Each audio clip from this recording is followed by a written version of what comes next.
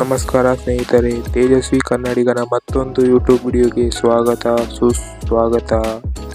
ಕಳೆದ ಕೆಲವು ದಿನಗಳ ಹಿಂದೆ ಅಂಬಾನಿಯವರ ಕಿರಿಯ ಪುತ್ರರಾದ ಅನಂತ್ ಅಂಬಾನಿಯವರ ಪ್ರೀ ವೆಡ್ಡಿಂಗ್ ಈವೆಂಟ್ ಅನ್ನು ತುಂಬಾ ಅದ್ದೂರಿಯಾಗಿ ಐಷಾರಾಮಿಯಾಗಿ ಕೋಟಿ ಹಣಗಳನ್ನು ಖರ್ಚು ಮಾಡಲಾಗಿತ್ತು.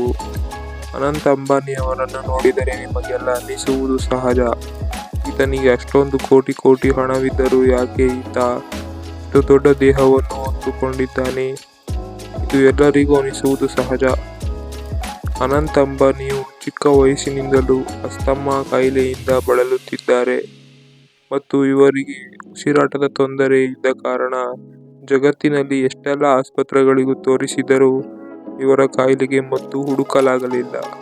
ಇವರನ್ನು ಉಳಿಸಿಕೊಳ್ಳಲೇಬೇಕೆಂದರೆ ಸ್ಟೀರಾಯ್ಡ್ ಬಳಕೆ ಮಾಡಲೇಬೇಕಾಗಿತ್ತು.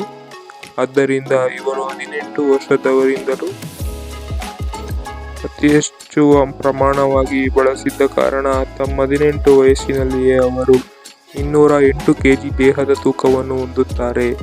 ನಂತರ 2016ರಲ್ಲಿ ವಿನೋದ್ ಎಂಬ ಸೆಲೆಬ್ರಿಟಿ ಟ್ರೈನರ್ ಮುಖಾಂತರ ಕೇವಲ 18 ತಿಂಗಳಲ್ಲಿ ಕಠಿಣ ಶ್ರಮ ವಹಿಸಿ 100 kg ತೂಕವನ್ನು ಕಡಿಮೆ ಮಾಡಿಕೊಳ್ಳುತ್ತಾರೆ. 2016ರಲ್ಲಿ 100 kg ಕಳೆದುಕೊಂಡ ಅನಂತ್. ಸೊ ಗೈಸ್, ಇಷ್ಟ ಆಗಿತ್ತು ನಮ್ಮ ವಿಡಿಯೋ. ಈ ವಿಡಿಯೋ ಇಷ್ಟ ಆಗಿದ್ದರೆ ಒಂದು ಲೈಕ್ ಮಾಡಿ, ಒಂದು ಕಮೆಂಟ್ ಮಾಡಿ, ಒಂದು ಸಬ್ಸ್ಕ್ರೈಬ್ ಮಾಡಿಕೊಳ್ಳಿ. ಧನ್ಯವಾದಗಳು.